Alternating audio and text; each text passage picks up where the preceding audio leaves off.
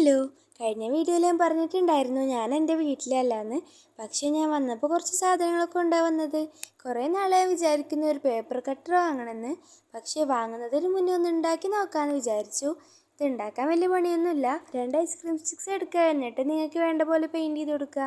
Paint ചെയ്യാൻ മടിയാണെങ്കിൽ ഇതുപോലെ ഒരു ഗ്ലിറ്റർ ഷീറ്റ് എടുത്തിട്ട് 2 ഐസ്ക്രീം സ്റ്റിക്സ് ഒന്ന് കവർ ചെയ്ത് കൊടുത്താൽ മതി. എന്നാൽ പിന്നെ പെയിൻറ്റ് ചെയ്യേണ്ട ആവശ്യമില്ലല്ലോ, സിമ്പിളല്ലേ. അടുത്ത പരിപാടി നമ്മുടെ മെയിൻ ആയിട്ടുള്ള സ്റ്റെപ്പും എന്നാൽ ഡേഞ്ചറസ് ആയിട്ടുള്ള സ്റ്റെപ്പ് കൂടിയാണ്. ഒരു ബ്ലേഡ് എടുക്കുക, എന്നിട്ട് അതിൻ്റെ ഹാഫ് ഭാഗം കട്ട് ചെയ്തെടുക്കുക. ഇതിൻ്റെ മുകൾ ഭാഗത്ത് ഇതുപോലെ കട്ട് ചെയ്യണം. പിന്നെ കട്ട് ചെയ്ത പീസസ് അവിടെ ഇവിടെ ഒന്നും ഇടരുത്, കയ്യിലോ കാലിലോ ഒക്കെ കുത്താൻ ചാൻസ് ഉണ്ട്.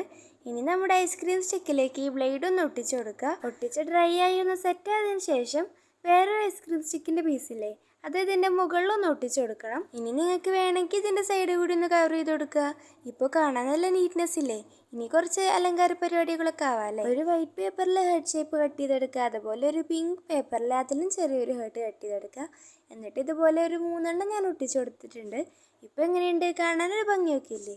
ഇനി ഇത് വർക്കിംഗ് ആവാൻ നോക്കണ്ടേ. നല്ല രീതിക്ക് വർക്ക് ആവുന്നുണ്ട്. ഇതുപോലെ കട്ട് ചെയ്യാൻ പറ്റണമെന്നുണ്ടെങ്കിൽ നല്ല ഷാർപ്പായിട്ടുള്ള ബ്ലേഡ് എടുക്കണേ. ഇനിയിപ്പോൾ എന്തായാലും ഞാൻ പേപ്പർ കട്ടർ വാങ്ങുന്നില്ല, നമുക്ക് ഈ ഒരു പേപ്പർ കട്ടർ ഉണ്ടല്ലോ.